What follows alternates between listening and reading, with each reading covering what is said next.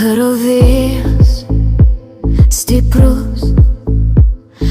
barškina į langus menkus, tarsi norėtų išsinešti mane kartu į virš medžių slypinčius takus,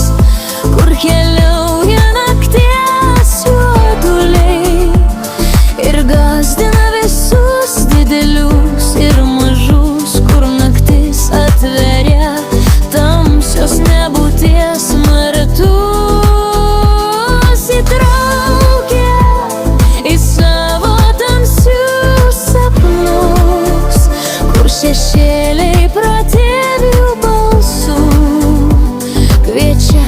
pasilikti kartu. Bet žvaigždės ant savo sparnų pakelia aukštyn virš tamsybių visų